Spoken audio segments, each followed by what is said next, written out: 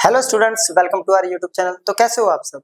तो आज हम फिर से मूविंग चार्ज एंड मैग्नेटिज्म का एक और लेक्चर लेके आए हैं। इससे पहले कि मैंने सारे लेक्चर डाल दिए हैं, अगर आपने नहीं देखे तो लिंक आपको डिस्क्रिप्शन में मिल जाएगा, जाके आप देख लीजिएगा।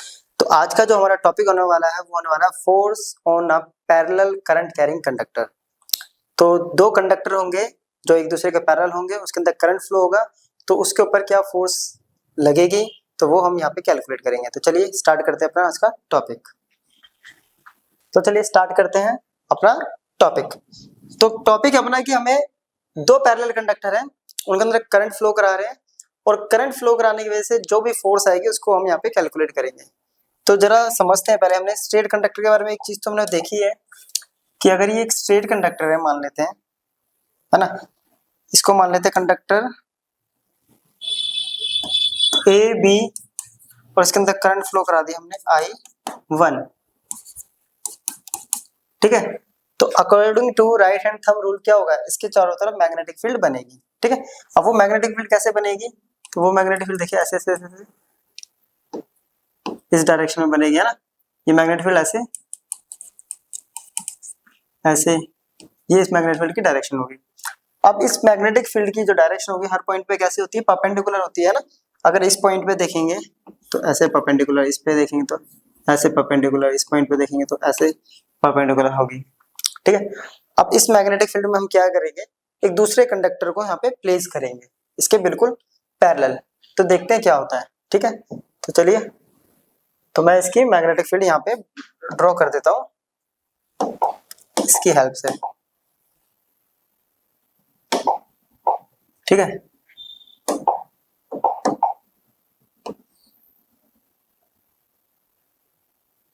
तो देखिए ये बन गई इसकी मैग्नेटिक फील्ड। ठीक है। ये मैग्नेटिक फील्ड होगी और इसकी डायरेक्शन होगी अपने पास, ये डायरेक्शन होगी इसकी मैग्नेटिक फील्ड की। क्लियर। अब इसकी मैग्नेटिक फील्ड में हमने एक और कंडक्टर रख दिया, ये रहा इसके बिल्कुल पैरेलल।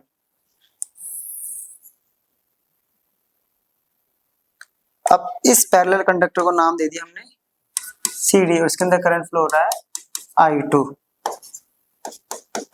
इट मींस इस पॉइंट पे देखेंगे तो इस पॉइंट पे जो मैग्नेटिक फील्ड है वो है ये, इस कंडक्टर की वजह से। तो जो मैग्नेटिक फील्ड बन रही है अपने पास कंडक्टर किसकी वजह से, सिमिलरली यहाँ हमारे पास बन रही है मैग्नेटिक फील्ड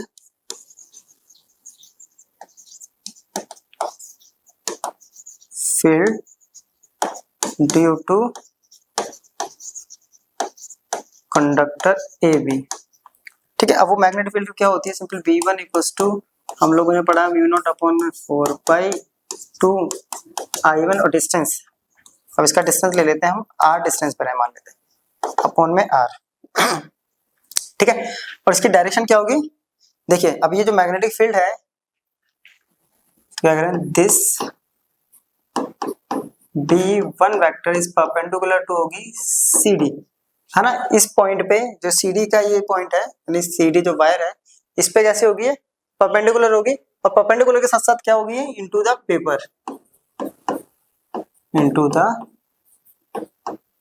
पेपर या प्लेन कह सकते हैं ना, ये परपेंडिकुलर होगी ये।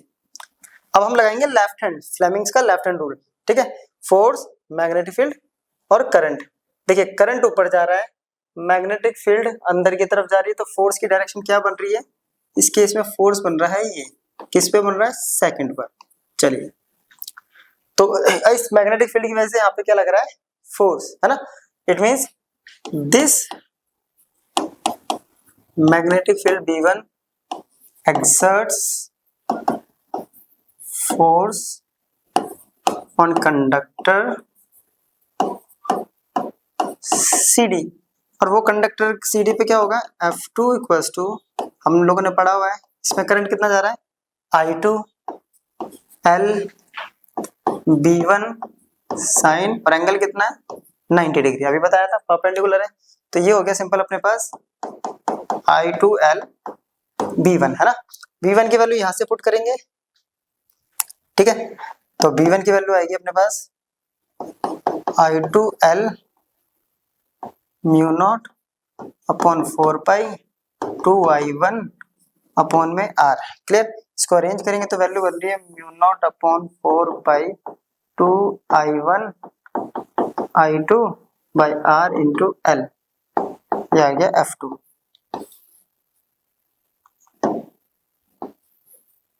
ठीक है, अब देखिए ये तो हो गया।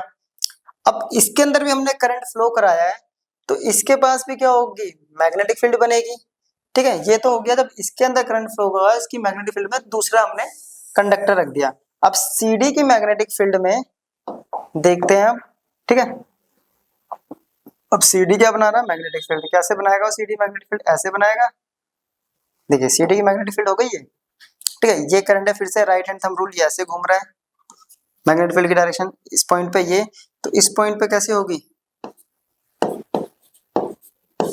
B2। ठीक है, करंट जा रहा है ये देखिए ऊपर की तरफ। अब फिर से लेफ्ट हैंड रूल लगाएंगे, करंट ऊपर, B2 आ रहा है अपना बाहर, और फोर्स आ रही है ये, इट मींस F1। ठीक है, यहां से आ गया। ठीक है, अब क्या होगा, अब इसकी जो मैग्नेटिक फील्ड बनेगी वो क्या बनेगी, सिंपल सा, ये तो बन गया इसकी वजह से, हाँ मैग्नेटिक फील्ड बनी V1, फोर्स आ गया ये। अब यहाँ पे एक चीज और निकाल लेता हूं मैं, F2 that is force per unit length. L को इधर लाके डिवाइड कर दिया तो वैल्यू आ गई mu naught upon 4 pi 2 I1 I2 by R। कई बार ये फॉर्मूला भी अप्लाई हो जाता है फोर्स पर यूनिट लेंथ निकालने के लिए। ठीक है, अब क्या कर रहे हैं, अगर मैं इससे मैग्नेटिक फील्ड निकालता हूं, देखिए अब मैं बात कर रहा हूं मैग्नेटिक फील्ड किसकी वजह से, CD की वजह से, है ना।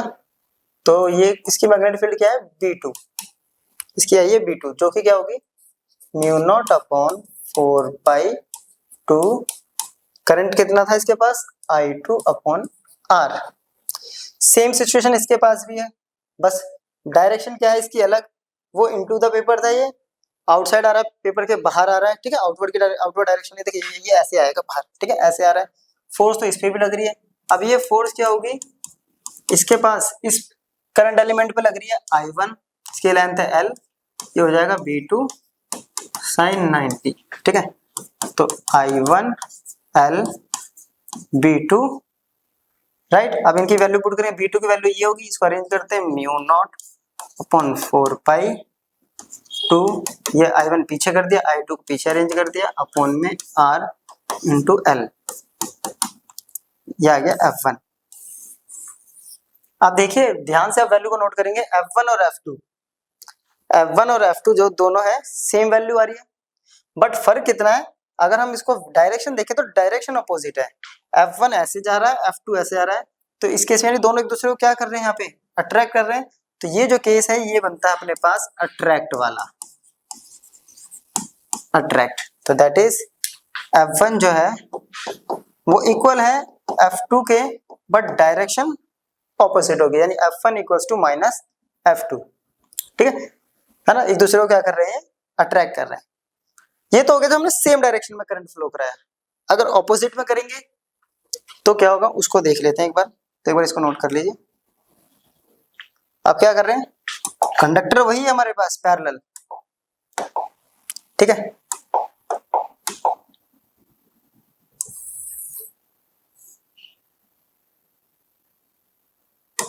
ये रहा AB करंट वही I1, right hand thumb rule, इसकी मैग्नेटिक फील्ड तो सेम बनेगी अपने पास, है ना। तो इसकी मैग्नेटिक फील्ड बना लेते हैं पहले।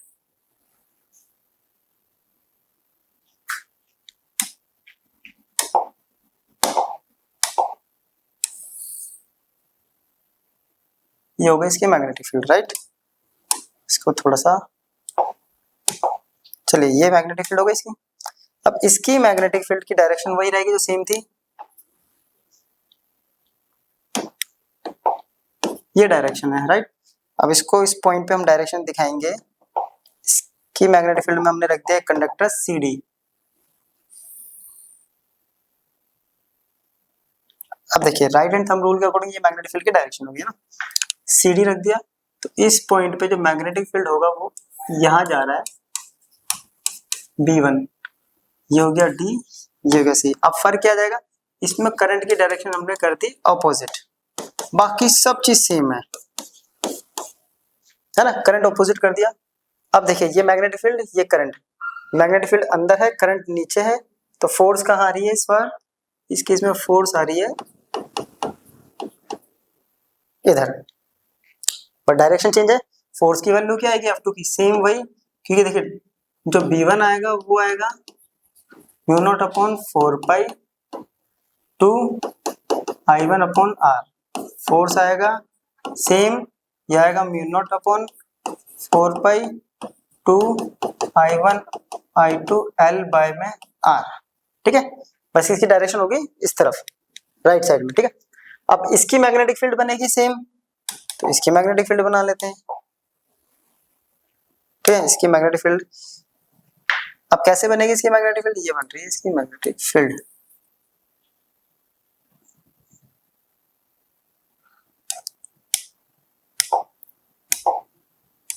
ये रही इसकी मैग्नेटिक फील्ड। करंट नीचे की तरफ है, ऐसे लगाएंगे है ना, करंट नीचे की तरफ है। अब मैग्नेटिक फील्ड कैसे बनेगी, ऐसे, यानी ऐसे ऐसे जा रही है मैग्नेटिक फील्ड, हर पॉइंट पे ऐसे, तो इस पॉइंट पे आके क्या हो जाएगी मैग्नेटिक फील्ड B2, है ना। या फिर ऐसे अंदर की तरफ दिखा देते हैं तो ज्यादा अच्छा रहेगा। तो अंदर की तरफ इस पॉइंट पर अगर देखेंगे तो ये ऐसे आ रहा है B2, है ना। इस पॉइंट पर अगर देखेंगे तो ये अंदर की तरफ जा रहा है, करंट की डायरेक्शन ऊपर। अब देखिए मैग्नेटिक फील्ड है अंदर की तरफ, करंट ऊपर, मैग्नेटिक फील्ड अंदर की तरफ, करंट ऊपर, तो लेफ्ट हैंड थंब रूल के अकॉर्डिंग जो फोर्स लग रही है वो हो गई F1 इस तरफ। अगेन इस पे भी जो F1 आएगा वो क्या आएगा, सेम म्यू नॉट अपॉन में 4 pi 2 I1 I2 into L by R, सब कुछ सेम आ रहा है क्योंकि वैल्यूज तो सारी सेम है, फर्क क्या हो गया डायरेक्शन का। अब देखिए पहले वाले केस में F2 इधर था, F1 इधर था, अट्रैक्ट कर रहे थे। इस केस में F2 इधर है, F1 इधर है, इट मींस ये दोनों एक दूसरे से दूर भाग रहे हैं, तो ये कौन सा केस हो गया, रिपल्सन का। इट मींस ये कर रहे हैं एक दूसरे को रिपेल। तो जब पैरेलल होंगे और सेम डायरेक्शन में करंट होगा तो अट्रैक्ट करेंगे, अगेन पैरेलल होगा ऑपोजिट डायरेक्शन में करंट होगा तो एक दूसरे को रिपेल करेंगे, क्लियर। तो चलिए इसको नोट कर लीजिए। अब करते हैं इन पे कुछ क्वेश्चंस, ठीक है। अब पहला क्वेश्चन है, in given figure the wires AB CD and EF are long have identical resistances, the separation between the neighbouring wire is 1 centimetre, the wires AE BF and negligible resistance have negligible resistance and the ammeter reads 15 ampere, calculate the magnetic force per unit length of AB and CD, AB and CD। क्या कह रहा है, ये एक arrangement they रखा हमें AB CD and EF wire, ठीक है। इनके बीच का जो सेपरेशन है वो हो गया 1 सेंटीमीटर। ये जो सेपरेशन दे रखा है ये दे रखा है अपने को 1 सेंटीमीटर, यहाँ से भी यहाँ 1 सेंटीमीटर, ठीक है। अब कह रहा है कि इन पे नेग्लिजिबल रेजिस्टेंस है, वायर AE BF और नेग्लिजिबल रेजिस्टेंस है, और एमीटर के पास यानी यहाँ पे जो करंट आ रहा है वो 15 एम्पियर आ रहा है, ठीक है। नेग्लिजिबल रेजिस्टेंस 15 एम्पियर आ रहा है, तो यहाँ पे आने के बाद करंट हो गया 5 एम्पियर 5 एम्पियर और 5 एम्पियर, है ना, डिवाइड हो गया जंक्शन पे आके करंट 5 एम्पियर डिवाइड हो गया। तो हमें magnetic force per unit length निकालनी है AB और CD के लिए, AB और CD के लिए। अब इस क्वेश्चन में देखिए बहुत सारी चीजें हैं अपने पास। अगर हम बात करेंगे AB, पहले हम बात करते हैं फॉर वायर AB। अब AB पे क्या होगा, जो फोर्स लग रही है वो एक तो लगेगी CD की वजह से, क्योंकि ये दोनों पैरेलल हो गए और साथ साथ ये इसके पैरेलल है ना। तो A पे जो फोर्स लग रही है वो लग रही है CD से और साथ साथ EF पे। तो हम वायर AB के लिए कर रहे हैं, तो हम क्या करेंगे, हम क्या कर रहे हैं, फोर्स निकाल रहे हैं due to force per unit length बोला अपने को ऑन AB, किसकी वजह से, ड्यू टू CD। अब देखिए फॉर्मूला तो हम मान लेते हैं इसको F1, है ना, स्मॉल से लिया था हमने, तो ये हो जाएगा mu naught upon 4 pi 2, current है इसका I1, इसका करंट ले लिया I2 अपॉन में सेपरेशन, ये फॉर्मूला होता है।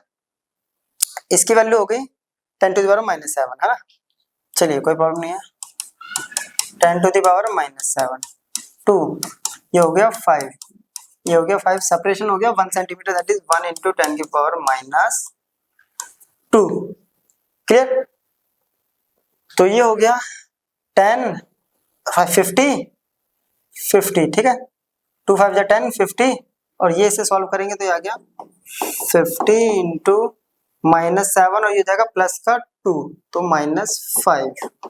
इससे एक और काटेंगे तो आएगा 5 इंटू 10 की पावर -4 न्यूटन पर मीटर। ठीक है, ये आ गया इसकी वजह से, सीडी की वजह से। अब बात करते हैं डायरेक्शन की। सीडी दोनों पैरेलल है, सेम डायरेक्शन, तो सीडी की वजह से जो फोर्स आ रही है, जो F1 आ रही है, वो आ रही है देखिए ये इस तरफ, ये है ना अट्रैक्ट करते हैं, तो ये इसको अट्रैक्ट करेगा। अब निकालेंगे हम EF की वजह से, सेम, तो force on, sorry force per unit length बोला ना आपने, force per unit length on AB due to EF। अब देखिए इसको हम मान लेते हैं F2, ठीक है, तो μ0/4 टू I1 I2। अब सेपरेशन क्या हम इसका मान लेते हैं R', सेपरेशन चेंज हो गया, करंट तो सेम, I1 I2 सेम ही है। अब सेपरेशन कितना है, यहाँ से 1 यहाँ से 1, तो ये हो गया तो टोटल 2 सेंटीमीटर, है ना। ये कितना हो गया अपने पास 2 सेंटीमीटर। चलिए हो गया। अब करते हैं इसको वैल्यू, 10 की पावर -7 2 5 अपॉन में 2 इंटू 10 की पावर -2, 2 से 2 खत्म, ये आ गया 25 इंटू 10 टू द पावर -5। एक पॉइंट यहाँ लगा देंगे, 2.5 इंटू 10 की पावर -5 न्यूटन पर मीटर। अब ये भी क्या करेगा, ये भी इस पे क्या लगेगा, इसी डायरेक्शन में फोर्स लगाएगा, ये F2, ये भी अट्रैक्ट ही करेगा ना, पैरेलल है, तो दोनों डाउनवर्ड लग रहे हैं, अट्रैक्ट कर रहा है, तो F नेट कितना आ गया, F1 प्लस F2, तो वैल्यू कितनी आ जाएगी, पहली वैल्यू थी 5 into 10 to the power -4 plus 2.5 into 10 to the power -4, तो आगे value 7.5 into 10 to the power -4 newton per. अभी जो ये आया है ये AB पे आया है, CD और EF की वजह से। अब हमें क्या बोला है, साथ साथ CD पे भी निकालना है AB और EF की वजह से, है ना। अब इसको करें, अब इसका सेम डायग्राम पीछे बना लेते हैं, इजी रहेगा अपने लिए।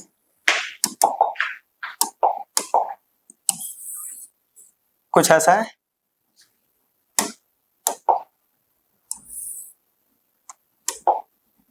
A B C D E F, current 5 ampere, सब में 5 एम्पियर जा रहा है और 5 एम्पियर, ठीक है।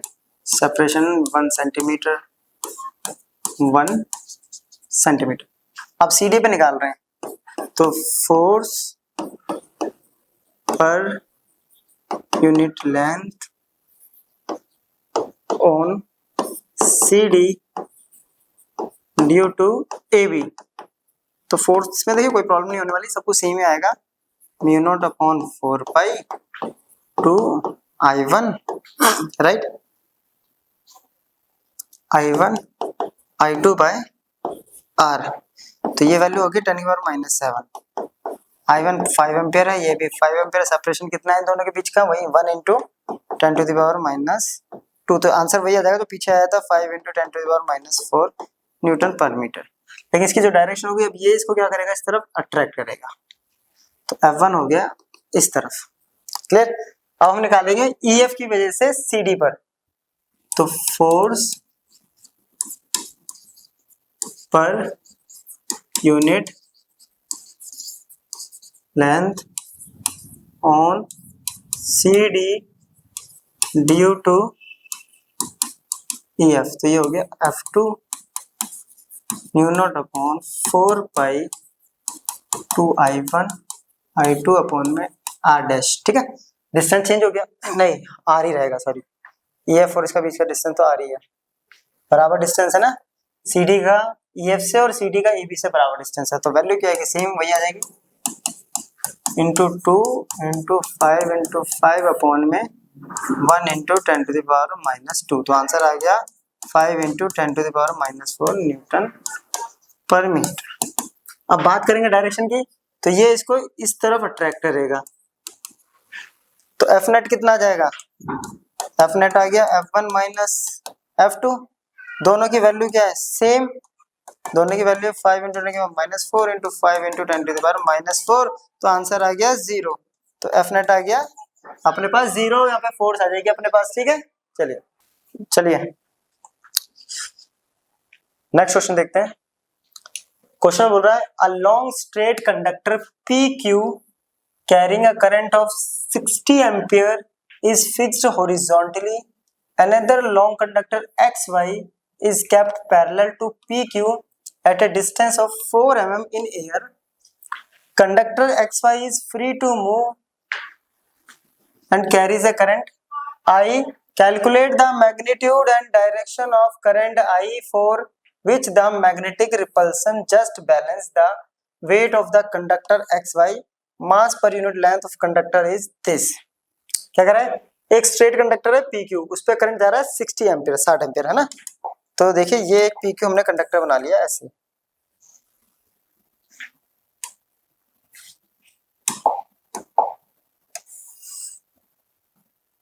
ये हो गया अपने पास एक PQ कंडक्टर, ठीक है। इसमें ये करंट जा रहा है 60 एम्पियर, ठीक है। फिर एक और कंडक्टर लिया हमने XY, इसके जस्ट पैरेलल, ठीक है। अब पैरेलल लिया है और 4 mm की दूरी पर है, तो ये हमने ले लिया एक और कंडक्टर,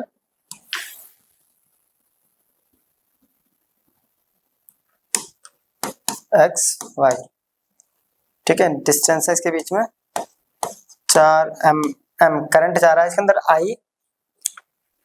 तो कह रहा है कि करंट जा रहा है I, तो मैग्नीट्यूड और डायरेक्शन निकालनी है हमें करंट की, कि इस पे मैग्नेटिक रिपल्सन होगा, और वो मैग्नेटिक रिपल्सन जो है वो वेट को बैलेंस कर रहा है, जबकि मास पर यूनिट लेंथ अपने को दे रखा है ना। वेट को क्या कर रहा है यहाँ पे बैलेंस करेगा। तो देखिए रिपल्सन तब होता है, सिंपल चाहते हैं डायरेक्शन कैसी होनी चाहिए, ऑपोजिट। तो आई की डायरेक्शन अगर ऑपोजिट होगी तो ही वो बैलेंस कर पाएगा, मतलब रिपेल कर पाएगा। हम ऑलरेडी पढ़ चुके हैं, एक कंडक्टर जब दूसरे कंडक्टर के ऑपोजिट डायरेक्शन में करंट फ्लो होता है तो एक दूसरे को रिपेल करते हैं, और यहाँ पे ये कह रहा है कि रिपल्सन की वजह से बैलेंस हो रहा है। तो इसका मतलब ये सिंपल सा ये कह रहा है कि जो फोर्स है इसकी वजह से ये मैग्नेटिक की वजह से, और जो फोर्स आ रही है ग्रेविटी की वजह से वो इक्वल है, और इसकी वजह से जो फोर्स आती है वो होती है μ0/4 पाई 2 I1 I2 अपॉन में सेपरेशन, ये होता है अपने पास है ना, और ये L भी होता है mg, ठीक है। इस L को उधर ले जाएंगे तो इसकी वैल्यू पुट करते हैं 10⁻⁻7 टू I1 कितना है 60, I2 I R ये 4 mm है, ये हो गया mg/L। तो मास पर यूनिट लेंथ अपने को दे रखा है यहाँ, ये रहा देखिए 10⁻⁻²। सारी वैल्यू को उधर लेके जाते हैं, सॉल्व कर देते हैं, आंसर हो गया अपने पास। तो I आ गया अपने पास, m/L की वैल्यू है 10⁻⁻2, राइट। G की वैल्यू होती है अपने पास, यहाँ पे देने का तो 9.8 ले लेते हैं हम, ठीक है। ये आ गया 4 इंटू 10⁻⁻3, नीचे आ गया 10⁻⁻7 into 2 into 60। I find out करना था मैं अब, ठीक है। अब देखिए -2 -3 ये हो गया -5, -5 हो गया, इसको देखो -5 हो गया 10⁻⁻5, नीचे बचा 10⁻⁻7, ऊपर आएगा 10⁻+7, तो 10⁻2 बच गया ऊपर, ठीक है। फिर ये 2 से ये कट गया,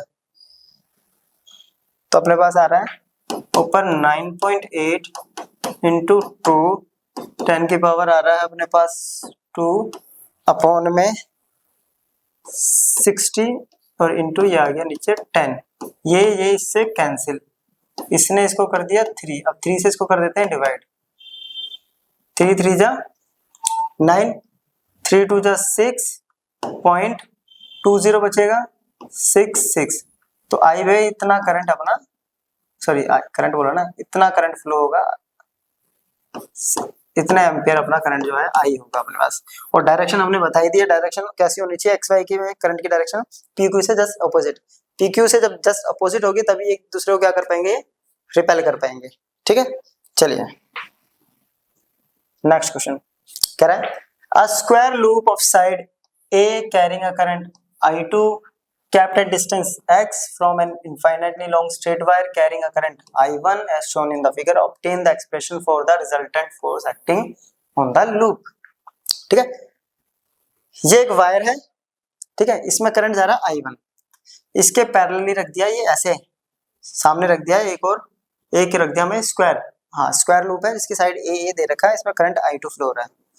अब यहाँ पे ध्यान से देखिए, दो चीज यहाँ पे नोटिस करनी है, ये हो गया इसके पैरेलल एंटी पैरेलल है ना, पैरेलल तो है लेकिन ऑपोजिट डायरेक्शन, ये हो गया पैरेलल है सेम डायरेक्शन, और दो हो गई ये वाली साइड्स।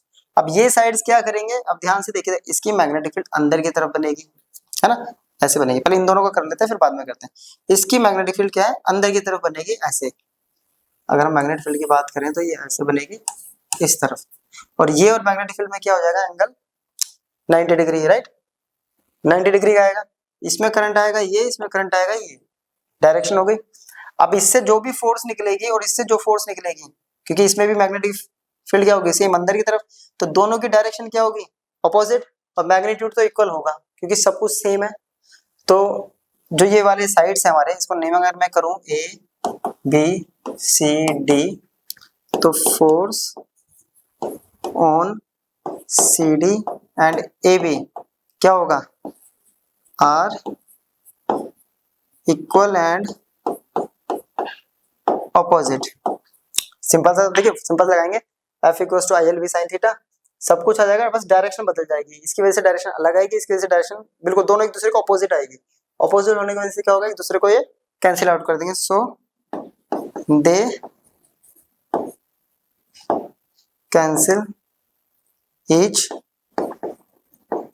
इसलिए कभी भी इस टाइप का लूप दे रखा हो तो इन दोनों को कभी भी कैलकुलेट नहीं करेंगे, एक सिंपल लाइन लिख दो, तो इन दोनों पे फोर्स होगी 0। अब निकालते हैं हम इसकी वजह से, है ना, ए बी पे, तो इन दोनों पे अगर निकालूंगा मैं इनिशियली, जब डिस्टेंस क्या है x है ना, तो यहाँ पे जो r की वैल्यू है वो x के बराबर है पहले यहाँ पे, तो अपने को फोर्स निकालनी है, तो F1 मान लेते हैं इसको, mu naught upon 4 pi 2 formula होता है I1 I2 बाय R, चलिए तो mu naught upon 4 pi 2, I1 कितना दे रखा है, I1 ही दे रखा है, I2 कितना दे रखा है, I2 ही दे रखा है, और ये दे रखा है x। अब बात करते हैं इनकी डायरेक्शन की, तो इसमें क्या करते हैं, एक दूसरे को रिपेल करते हैं जब ऑपोजिट डायरेक्शन में होते हैं, राइट, ये तो हमने कर लिया था पीछे। अब बात करते हैं इसमें, जब r कितना है, ये डिस्टेंस x है और ये a है, तो ये हो गया टोटल x प्लस a, तो ये हमने F1 लिया था, F2 तो ये हो गया सिंपल सा mu naught upon 4 pi 2 I1 I2, distance हो गया x प्लस a, और डायरेक्शन हो जाएगी अट्रैक्ट, है ना, जब सेम डायरेक्शन होती है तो एक दूसरे को ये अट्रैक्ट करते हैं। अब साफ पता चल रहा है कि यहाँ पे F1 जो है वो ये x थे, सॉरी x, कि F1 जो है वो F2 से ज्यादा है, क्योंकि जिसका डिस्टेंस कम है उसकी फोर्स ज्यादा इनवर्सली डिपेंड कर रहा है। तो अब दोनों अपोजिट डायरेक्शन में है, तो F नेट कैसे निकलेगा, माइनस करेंगे एक दूसरे को, तो F इक्वल टू हो गया F1 माइनस F2, F1 हो गया mu naught upon 4 pi 2 I1 I2 by x minus mu naught upon 4 पाई, ये आ गया 2 I1 I2 by x plus a।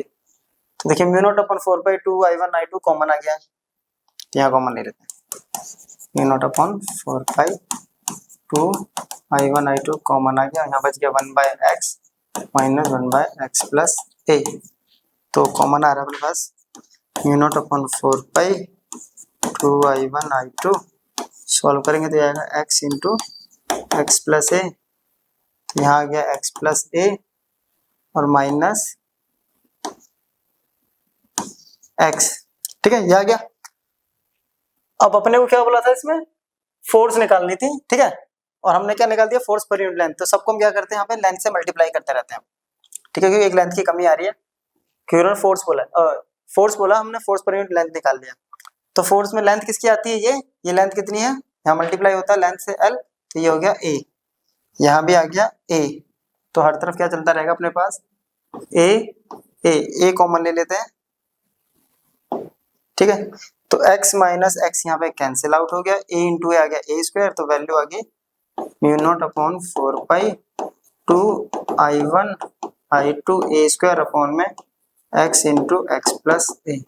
ठीक है, तो हमने यहाँ पे फोर्स पर यूनिट लेंथ नहीं बोला था, फोर्स बोला था, फिर e से मल्टीप्लाई कर दिया क्योंकि l से मल्टीप्लाई होता है फॉर्मूले में, तो इसमें लेंथ जो है वो दोनों की a है। चलिए इसको नोट कर लीजिए।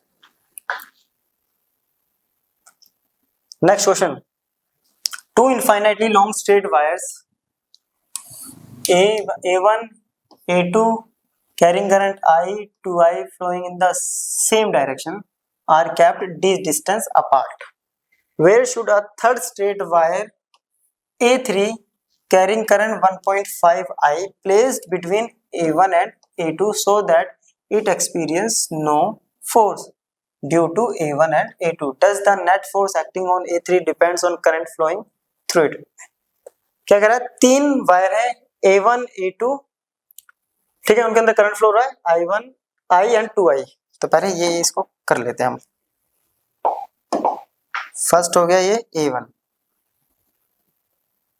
राइट, ये हो गया A2, A1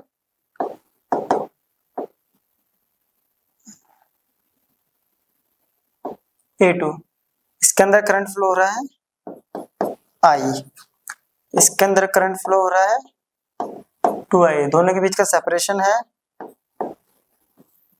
D। ठीक है, कह रहा है कि तीसरा वायर जिसके अंदर करंट जा रहा है 1.5, इनके बीच में किस जगह पे रखेंगे कि इन पे कोई फोर्स एक्सपीरियंस नहीं हो। हम मान लेते हैं तीसरा वायर है वो हमने यहाँ कहीं पुट कर दिया है। ये हो गया अपने पास A3, इसके अंदर करंट जा रहा है 1.5 टाइम्स ऑफ I। अगर ये डिस्टेंस हम x मान लेते हैं कि x डिस्टेंस पे है, तो ये कितना होगा d माइनस एक्स, सिंपल सा। तो हमें ये x डिस्टेंस फाइंड आउट करना है और कह रहा है कि इस पे कोई फोर्स नहीं लग रहा है। इट मींस दोनों फोर्स एक दूसरे को क्या कर रही है, हाँ, बैलेंस कर रही है एक तरह से। फोर्स नहीं लग रहा मतलब एक फोर्स इधर लग रही होगी जिसकी वजह से नेट फोर्स 0 हो रही होगी, कुछ इस टाइप से कह रहा है। तो डायरेक्शन बोला नहीं हमें, करंट को डायरेक्शन बोला है, डायरेक्शन बोला ही नहीं, और इजी हो गया। तो अगर हम F1 निकालेंगे यानी इसकी वजह से इस पे, तो F1 तो mu not 4 pi 2 I1 I2 upon में डिस्टेंस कितना है x इंटू लेंथ। अब इसकी लेंथ नहीं दे रखी तो लेंथ हम मान लेते हैं L। ये किसकी वजह से निकाल रहे हैं हम, इस पे इसकी वजह से। ठीक है, अब इसकी वजह से फिर इस पे निकालेंगे तो इसको मान लेते हैं हम F2 mu naught 4 pi 2, sorry अभी तक का करंट ही पुट नहीं करा, इसके अंदर करंट जा रहा है I करंट, इसके अंदर जा रहा है 1.5 times of I L by X। ठीक है, ये आ गया F1। अब F2 यानी A2 की वजह से A3 पे हमने मान लिया F2 फोर्स लग रही है, तो ये कितना हो जाएगा म्यू नॉट अपॉन 4 पाई, इसके अंदर करंट है 2 इंटू 2I, इसके अंदर करंट है 1.5 times of I into length, और डिस्टेंस आ गया D माइनस एक्स। अब कह रहा है कि नो फोर्स, नो फोर्स का मतलब हो गया इन पे कोई फोर्स नहीं लग रही है ना,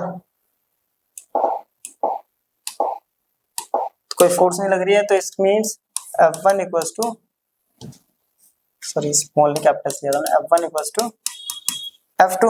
अब F1 की वैल्यू पुट करेंगे तो mu naught upon 4 pi 2I into 1.5 I L by में X, यह आ गया म्यू नॉट अपॉन 4 पाई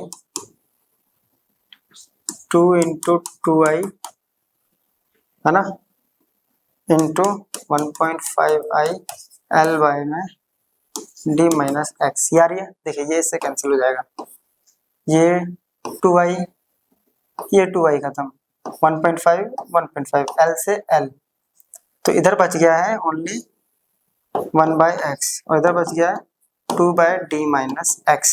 सॉल्व करेंगे तो आएगा 2x equals to D minus x, इधर आ गया 3x इक्वल्स टू डी, तो x की वैल्यू आ गई d बाई 3। तो इतने डिस्टेंस पे हमें इसको पुट करना पड़ेगा। अब कह रहा है कि does the net force acting on A3 depends on current flowing क्या जो नेट फोर्स निकल रही है E3 पे, क्या वो करंट पे डिपेंड कर रही है किसी तरह से? तो करंट पे डिपेंड नहीं कर रही, क्योंकि करंट तो देख लिया हमने वो किस पे डिपेंड कर रही है, वो डिस्टेंस पे डिपेंड कर रही है। Next, a rectangular loop of wire of size 25 centimeter into 4 centimeter carries steady current of 1 ampere. A straight wire carrying 2 ampere current is kept near the loop as shown. If the loop and the wire are coplanar, find the torque acting on the loop. Good. The magnitude and direction of the force on loop due to current carrying wire. ये current carrying wire है, ये current की direction है, ठीक है। 2 ampere current इसमें, ये current की डायरेक्शन होगी, ठीक है, ये करंट की डायरेक्शन। ओह, इन्होंने करंट की डायरेक्शन गलत बना रखी है डायग्राम में, तो इसको ठीक कर लेते हैं हम ये मान लेते हैं करंट की डायरेक्शन, कैसे भी मान लेते, उससे हमें पता चल जाएगा कि फ्लो कर रही होगी तो सिंपल सा नेट में क्या होने वाला है, अपने पास माइनस ही होगा। अभी हमने पीछे करा था इसी टाइप का क्वेश्चन। अब देखिए, इसकी वजह से इस पे और इस पे जो फोर्स लगेगी, नहीं अगर इसको नाम दे देते हैं हम, नाम कोई दे रखा है इसका, नहीं, ए बी सी डी, तो ये फोर्स जो है ए बी और सी डी पे तो क्या होगी, इक्वल एंड ऑपोजिट। तो force on wire A B and C D are equal and opposite, so they are cancel each, ठीक है। अब हम निकालेंगे AD, force on A D, ठीक है। चलिए, अब एडी अगर निकालेंगे तो देखो क्या होगा, इसको मान लेते हैं हम F1, क्या होगा, mu naught upon 4 pi 2 I1 I2 L by में डिस्टेंस R। चलिए, mu naught upon 4 pi value 10 की पावर -7, I1 करंट है 2,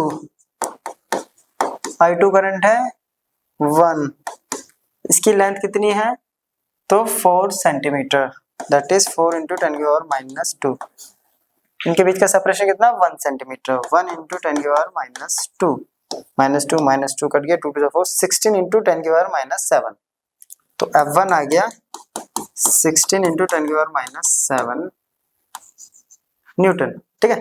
अगर ये अपोजिट है तो एक दूसरे को क्या करेंगे, रिपेल, राइट। अब निकालेंगे हम फोर्स ऑन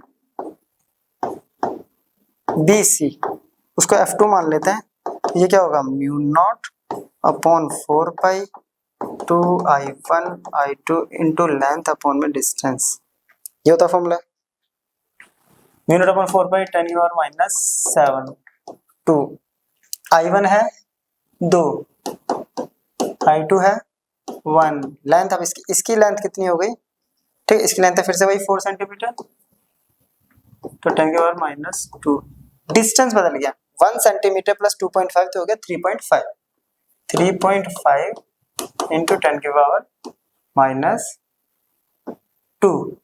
-2 कैंसिल, ठीक है, ये आया था अपने पास 16 और ये आ रहा है 16 इंटू 10 की पावर -7 अपॉन में 3.5, पॉइंट हटाएंगे 10, 5 के टेबल में 7 पर, 5 के टेबल में 2 पर, ये आ गया 32 इंटू 10 की पावर -7 बाई 7, डिवाइड करेंगे तो देखिए इसके टेबल में 32 तो आता नहीं है, 32 से छोटा होता 4 पे 28, राइट, 4 बचेगा 40, फिर 5 पे जाएगा 35, 50, फिर 7 पे जाएगा ये इंटू 10 की पावर -7, अब ये क्या करेगा, अट्रैक्ट F2, ठीक है। अपने पास फर्स्ट पार्ट अब बोला है कि हमें निकालना है टॉर्क, टॉर्क कब निकलता है, तो फर्स्ट पार्ट टॉर्क निकालना है, हमें पता है कि F1 जो है वो F2 के इक्वल आया ही नहीं है मैग्नीट्यूड में, आया, देखिए F1 आया 16 इंटू, वो आ रहा है 4.2, नहीं है तो it means they do not form couple of force, क्योंकि हमें टॉर्क के लिए चाहिए कपल ऑफ फोर्स, और कपल ऑफ फोर्स यहाँ बन नहीं रही तो टॉर्क कितना हो गया, टॉर्क इक्वल्स टू 0। पहला काम खत्म। अब कह रहा है कि the magnitude and direction of force, अब नेट फोर्स निकालनी है इस लूप पे, तो दोनों को क्या कर देंगे माइनस, ठीक है। तो नेट फोर्स सेकंड पार्ट, अब F इक्वल्स टू क्या हो गया, F1 माइनस F2, F है 16 इंटू 10 की पावर माइनस 7, यह है 4.57 इंटू 10 की पावर माइनस 7, ठीक है। माइनस कर देंगे 0 0 लेके, ये आएगा अपने पास 3, ठीक है, 9 4 और ये आएगा 14, तो 14.43 इंटू 10 की पावर माइनस 7। डायरेक्शन क्या होगी, जो उसकी डायरेक्शन थी क्या, रिपेल, ये एक दूसरे को क्या करेंगे, रिपेल करेंगे, ठीक है। चलिए नोट कर लीजिए। नेक्स्ट क्वेश्चन है अपना, a wire AB is carrying a steady current of 12 ampere and is lying on the table. Another wire carrying 5 ampere is held directly above AB as a height of 1 mm. Find the mass per unit length of the wire CD so that it remains suspended as its position when left free. Give the direction of current flowing in CD with respect to that in AB. Take the value of J is. ये बिल्कुल वैसा question हो गया जो थोड़ी देर पहले क्या था, क्या कह रहा है देखिए क्वेश्चन समझाते हैं। एक वायर है AB, ये हो गया AB वायर, ठीक है। तो मान लेते हैं इसमें करंट इस डायरेक्शन में फ्लो हो रहा है, इसके अंदर करंट जा रहा है 12 एम्पियर, और एक और इसको ऐसे हॉरिजॉन्टली रख दिया है किसी टेबल पे। एक और वायर है CD, जस्ट इसके ऊपर रख दिया जिसमें करंट जा रहा है 5 एम्पियर, जस्ट इसके ऊपर ये मान लेते हैं, ये CD करंट जा रहा है इसमें 5 एम्पियर, ठीक है। हाइट जो है ये होगी 1 mm, क्लियर। तो हमें मास पर यूनिट लेंथ निकालना है CD के लिए कि ये दोनों एक दूसरे पे क्या कर रहे हैं, सस्पेंड रहेंगे। तो डायरेक्शन क्या होगी, देखिए फ्रीली सस्पेंड होने के लिए डायरेक्शन होनी चाहिए अपोजिट। अगर डायरेक्शन ये अट्रैक्ट वाली आ गई तो इसको खींच लेगा अपनी तरफ, है ना, अट्रैक्ट करने के अपनी तरफ क्या करेगा, ये पुल करेगा, तो इस पे पुश होना चाहिए, और वो होना चाहिए तब जब CD की डायरेक्शन क्या होगी, करंट के जस्ट इसके अपोजिट। तो डायरेक्शन तो अपने को निकल गई। अब इसके अकॉर्डिंग क्या कह रहा है कि ये फोर्स लग रहा है इसके ऊपर इलेक्ट्रिक, और जो फोर्स लग रहा है वेट की वजह से, वो दोनों इक्वल होने चाहिए, तभी तो एक दूसरे को क्या करेंगे, बैलेंस करेंगे, है ना। ऐसे होना चाहिए ना, फोर्स ये इस पे इसकी वजह से और वेट जो है इस पे ऐसे, तभी एक दूसरे को करेंगे बैलेंस। और ये होता है mu naught upon 4 pi 2 I1 I2 by R into L, और ये हो गया। इस L को उधर लेके जाएंगे क्योंकि हमें निकालना mass per unit length, find the mass per unit length. L को इधर लेके जाएंगे तो mu naught upon 4 pi 2 I1 I2 by R, ये G इधर आ गया, इधर बच गया M बाय L। ये M बाय L निकालना है, बस वैल्यू पुट करते हैं, आंसर आ गया 10 टू द पावर -7। I1 है 12, I2 कितना दे रखा है 5 एम्पियर, चलिए और इजी हो गया। 5 सेपरेशन है 1 mm, यानी 1 इंटू 10 की पावर -3। G की वैल्यू कितनी बोली है 10, इजी करने के लिए 10 बोल दिया। ये इससे गया -2 और ये हो गया माइनस, यहाँ M बाय L, -7 -2 तो +2 -5 हो गया। 10 इंटू 120, 10 इंटू 12 हो गया 120 इंटू 10 की पावर आ गया -5 M बाय L, है ना 120, सॉरी इससे एक 0 काटूंगा तो -4, तो ये जाएगा 1.2 इंटू 10 की पावर -3 kg पर मीटर, ये आ गया मास पर यूनिट लेंथ। चलिए, तो ये था हमारा आज का लेक्चर जिसमें हमने फोर्स कैलकुलेट किया है 2 पैरेलल कंडक्टर पे। इससे आगे हम नेक्स्ट टॉपिक करेंगे नेक्स्ट लेक्चर में। तब तक के लिए गुड बाय, मिलते हैं नेक्स्ट वीडियो में।